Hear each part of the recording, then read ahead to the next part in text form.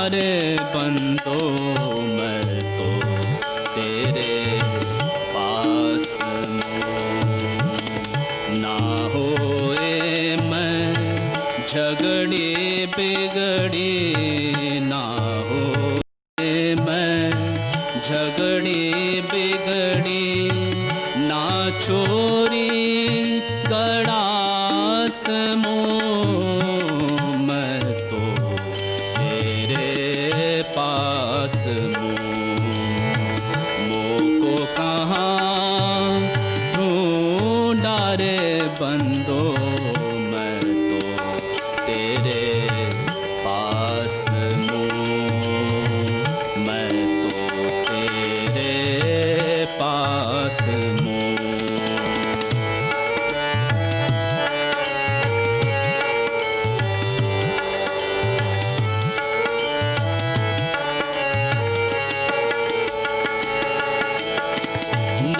देवल मो ना मस्जिद मो ना काशी कैलाश मो, ना देवल मो ना मस्जिद मो ना काशी कैलाश मो, ना होए मैं अवध द्वार का, ना होए मैं अवध द्वार का, मेरा भेंट विश्वास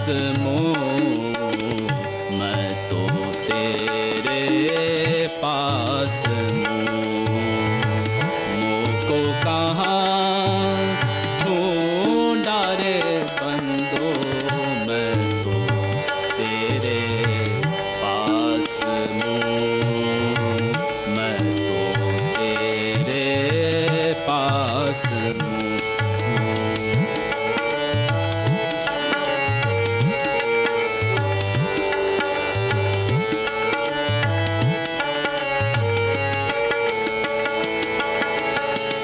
ना होए मैं किया करम ना योग वैराग्य संन्यास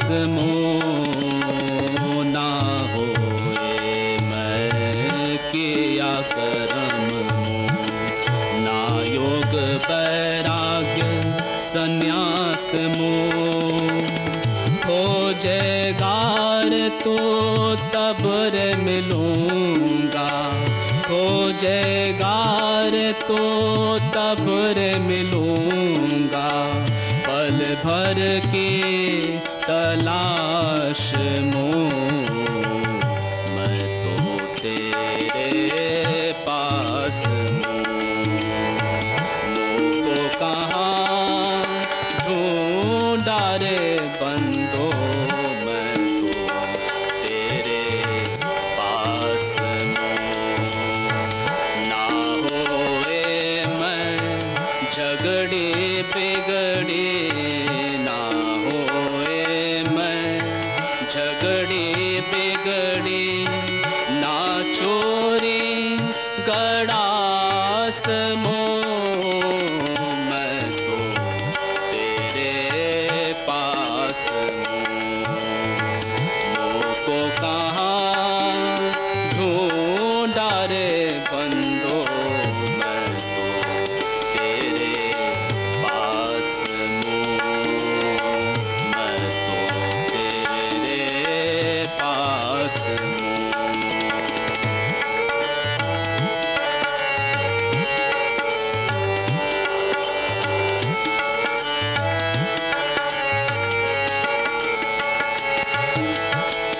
शहर से बाहर डेरा हमारी, कुटिया मेरी मोयास शहर से बाहर डेरा हमारी, कुटिया मेरी मोयास कहत कबीरा सुनो भई साधु, कहत कबीरा सुनो मैं साधु सब संतन के साथ मोह, मैं तो तेरे पास हूँ। मोह को कहाँ ढूंढा रे बंदो, मैं तो तेरे पास हूँ। ना होए मैं झगड़े बिगड़े, ना होए मैं झगड़े बिगड़े, ना चोरी गड़ास मोह, मैं तो तेरे पास हूँ। मोह को कहाँ ढूंढा रे बंदो, मैं तो तेरे पास हूँ। मैं तो तेरे पास हूँ। Time is already 4:45. Shall we complete the reading?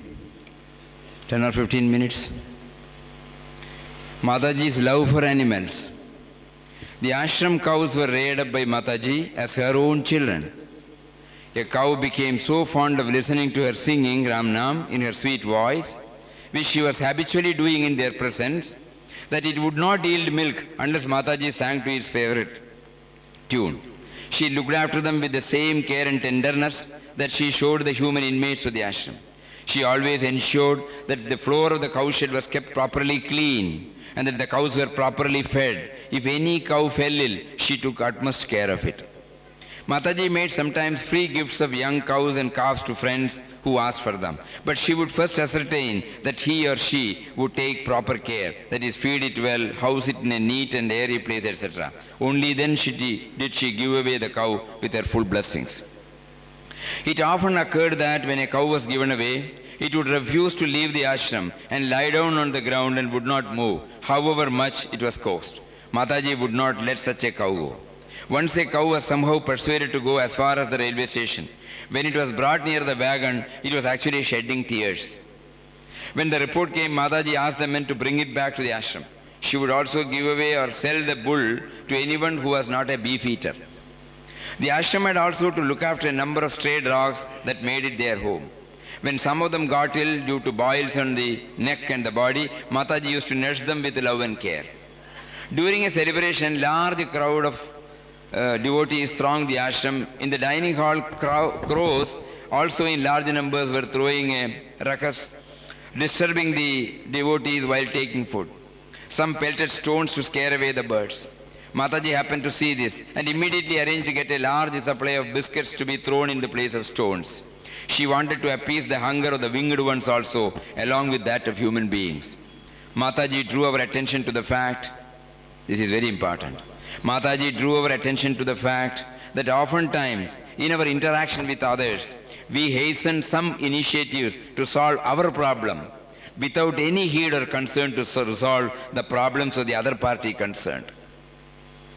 Mataji drew our attention to the fact that oftentimes in our interaction with others, we hasten some initiatives to solve our problems without any heed or concern to resolve the problems of the other party concerned. Mataji as administrator or planner. On the occasion of large gatherings, Mataji would throw herself into work and become unmindful of her physical suffering and fatigue. On the occasion of the inauguration of the ashram, the celebrations continued for 10 days and thousands of people from far and near were fed. Mataji, with her frail figure, worked with marvelous zeal and agility in providing food and comfort to all the visitors who were coming like a rushing stream. She was in the midst of this assemblage, a serene, steady, patient and radiant angel, ever busy in ministering to the wants of all. The regular and systematic manner in which she conducted the various items of the program, in spite of her delicate constitution, was a matter of no small wonder. Her equal vision made itself manifest in her loving service of people of all classes and castes, who visited the ashram from time to time. Many celebrations took place in the ashram since then, and by her skillful management, they all proved complete success. Papa comments, Krishnabai is indeed a very personification of divine Shakti. Thereafter, she has been the presiding deity of the ashram. Love with Mataji was not an empty emotion. Every bit of her action was permeated with love.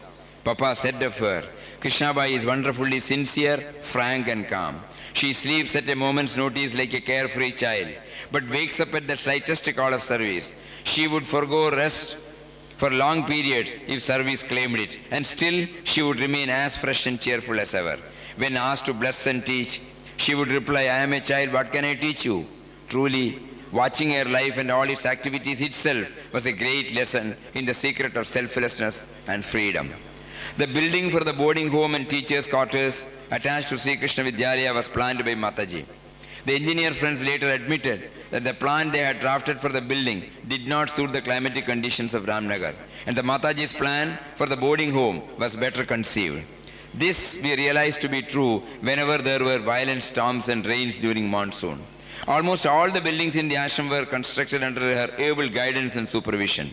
She had a wonderful insight into the requirements of a house and provided for all contingencies. With her clear perception and quick thinking, her decisions were appropriate and expeditious.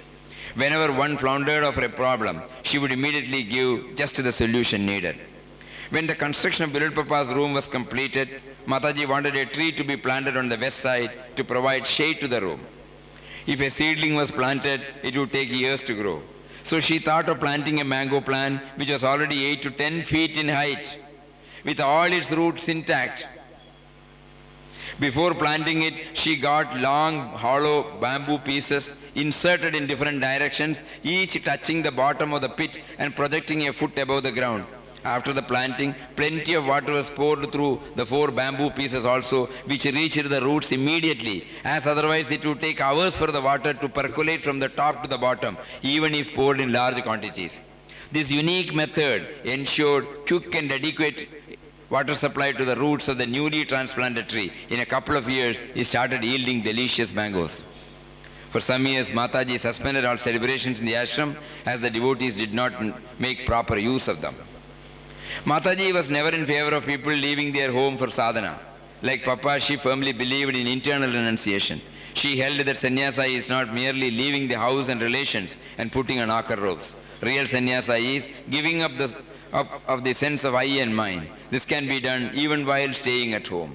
The only thing needed on our part is an intense aspiration to realize our Shashwata Swarup, to take Ramnam and to love and serve all those at home and around, looking upon them as forms of Birul Papa himself. Mataji was definite in her views on indiscriminate initiation of young and old into the order of sannyas. She would say, some swamis go on giving sannyas to young and old men alike without taking the responsibility of looking after them and their needs. These swamis should give sannyas diksha to only those who can be looked after by them. The other alternative is that some ashrams should provide accommodation and food to those who approach them with such requests. Otherwise, the government must intervene and stop this indiscriminate increase in the number of sannyasis. Puja Swamiji was telling, she was making a fervent appeal to Swami Chidanandaji, Chinmayanandaji on this subject. The unique tradition of Ananda Ashram of inviting the saints and honoring them was cultivated by Mataji with great enthusiasm. She could never tolerate devotees fighting among themselves over their guru. For her, guru is only one, though forms may be many and teachings may differ according to the period, place and other conditions. Mataji maintained this attitude all her life and exhorted upon all her children to do likewise. When saints visited the ashram, Mataji would be in her element. The reception of the visiting saints and their meeting were priceless occasion for the devotees.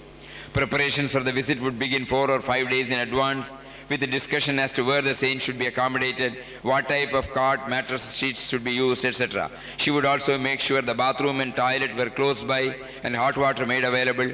Arrangements and menu for food, breakfast, lunch and dinner, bhajan programs, time for discourses, everything would be decided in advance. The ashram and its environs would be decked with festoons, buntings, coconut leaves, etc. Whenever any saint stayed in the ashram, it was always a gala day and a feast for all. When the saint arrived, Birul Papa, with Mataji standing behind him, would be waiting at the bhajan hall to receive him. In certain cases, Papa would do Dandavat Namaskar to the saint. In some cases, Papa would embrace the saint and seat him on the special asana in the bhajan hall. If it was Swami Anandashram, the religious head of the Chitrapur Mutt, Papa would make him sit on his own asana while he would occupy a chair nearby. Then Mataji would prostrate before the saint, keeping her head on both the feet of the saint and also holding them with her hands. She would remain in that position for a few minutes. After she rose to her feet, she would with folded hands pray to the saint, I pray that you may be gracious enough to give Sakshatkar to all here so that they may realize their oneness with your Shashwata Swarup. Mataji herself would go to the quarters allotted to him and make sure that all the arrangements were perfectly all right. She would tell him, this is your own house. We are all your children. If the children make any mistake, the mother excuses them. So you, being the mother of all, will excuse us for our lapses and shortcomings. Please bless all of us. If the saint stayed at the ashram for a day or two, Mataji would send some devotees to pray to the saint to fulfill their wish for Sakshatkar or anything they wanted. If Mataji happened to be near the Mahatma, she would also request the Mahatma, Swamiji, please bless them and place your hand on their heads. She would also tell the devotees, do namaskar properly. You all must take the maximum advantage when the revered Swamiji is here. Swamiji is a Kalpadaru, wish-fulfilling tree. So ask only for your merger in his Shashwata Swarup. When you get the Shashwata Anubhav, everything else will come to you. In spite of her multivarious activities, Mataji never owns that she does anything, but says that it is her Papa, that the all-pervading Lord of the universe who is doing all. For the opening celebration of the ashram, the brunt of the work fell on Mataji. She was here, there, everywhere.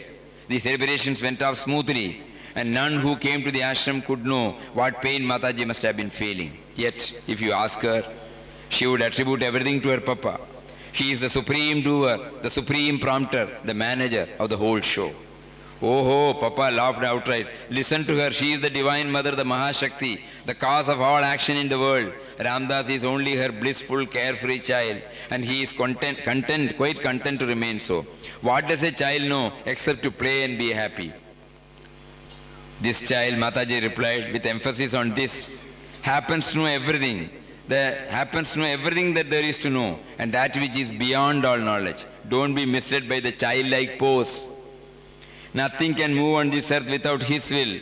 Nothing can grow without his will. Yet he calls himself a child. That is also his Leela. For whatever she does, she makes Papa responsible. It is her Papa doing everything in her and through her. She attributed her each breath, word, act, and every movement in the world to Papa only. In all her letters to Papa, which was her unique style of communication with the devotees, this is her constant refrain. O Mother beloved, beyond compare, O Mother Supreme seated in our hearts, your nectar of grace pours like the rays of the full moon. Your look is love that gently flows to us all alike. Blessed are the eyes that behold your form. Blessed are the ears that listen to your glories. Blessed is the tongue that adores and sings your praise. Blessed is the mind that revels in your remembrance. Blessed is the heart that lays itself at your lotus feet. Blessed are we to walk the earth that you trod. Blessed are we to inhale the air that you breathed. Blessed, blessed, blessed indeed are we to bask in your loving care. Lead us, adorable presence, to your glory land of eternal being and existence. O Mother beloved, beyond compare, O Mother Supreme, seated in our hearts, your nectar of grace pours like the rays of the full moon. Your look is love that gently flows to us all alike. Blessed are the eyes that behold your forms. Blessed are the ears that listen to your glories. Blessed is the tongue that adores and sings your praise. Blessed is the mind that revels in your remembrance. Blessed is the heart that lays itself at your lotus feet. Blessed are we to walk the earth that you trod. Blessed are we to inhale the air that you breathed. Blessed, blessed, blessed indeed are we to bask in your loving care. Lead us, adorable presence, to your glory land of eternal being and existence. Om Shri Ram, Jai Ram, Jai Jai Ram. Tujhe hum. Yes.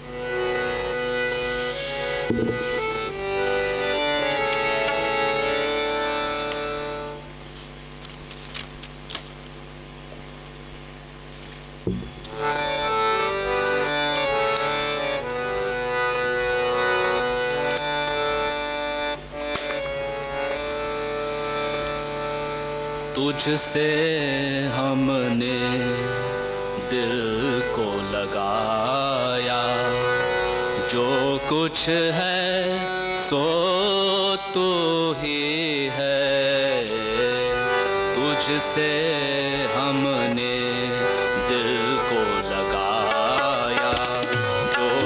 कुछ है सो तू ही है। एक तुझको अपना पाया, एक तुझको अपना पाया, जो कुछ है सो तू ही है। तुझसे हमने दिल को लगाया, जो कुछ है सो तू ही है।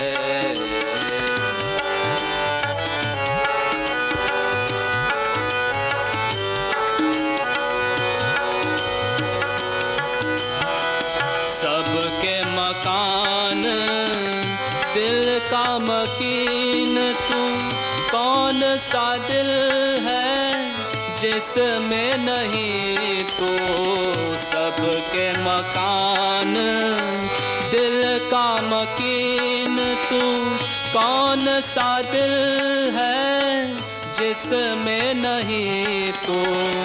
हर एक दिल में है तू समाया, हर एक दिल में है तू समाया, जो कुछ है सो तू ही है।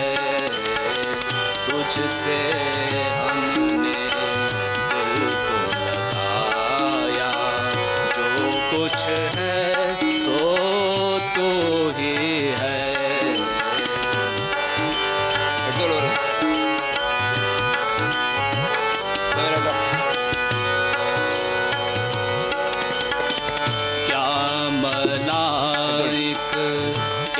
इंसान क्या हिंदू क्या मुसलमान, क्या मलाइक क्या इंसान, क्या हिंदू क्या मुसलमान।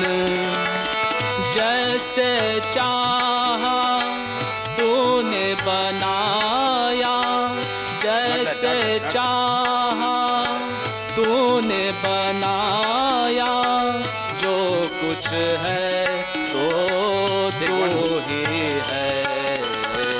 तुझसे हमने दिल को लगाया, जो कुछ है सो तू ही है। एक तुझको अपना पाया, एक तुझको अपना पाया, जो कुछ है सो तू ही है। तुझसे हमने दिल को लगाया, जो कुछ है सो तू ही है।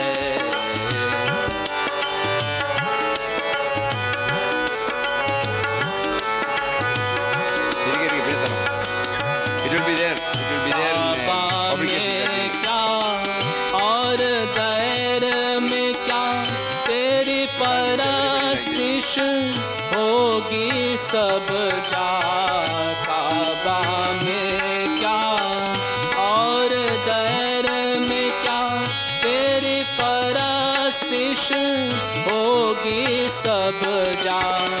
आगे तेरे सर सबों ने झुकाया, आगे तेरे सर सबों ने झुकाया, जो कुछ है सो तू ही है। तुझसे हमने दिल को लगाया, जो कुछ है सो तू ही है।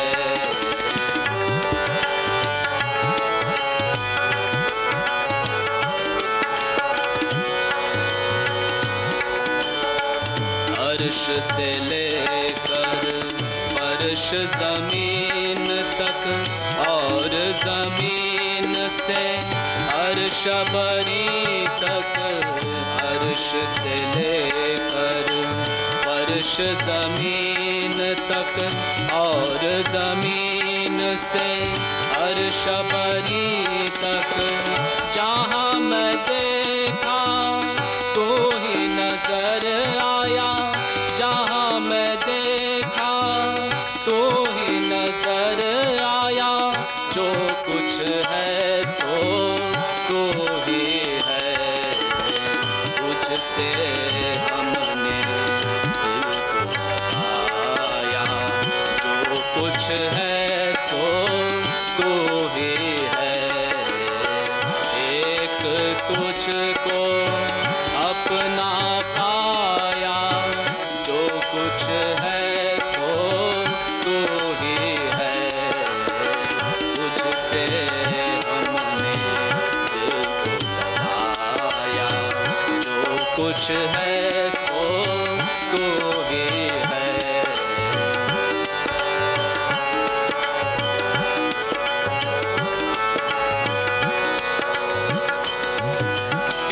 सोचा समझावा देखा भाला, तू जैसा ना कोई ढूंढ निकाला।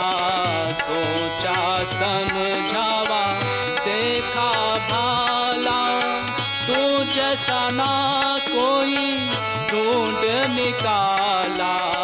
सोचा समझावा देखा भाला, तू जैसा ना कोई ढूंढ निकाला। अब ये समझ में ज़फ़्की आया, अब ये समझ में ज़फ़्की आया। जो कुछ है सो तो ही है, तुझसे हमने दिल को लगाया। जो कुछ है सो तो ही है, एक तुझको अपना पाया। एक तुझको अपना पाया। जो कुछ है सो तो ही है, तुझसे हमने दिल को लगाया। जो कुछ है सो तो ही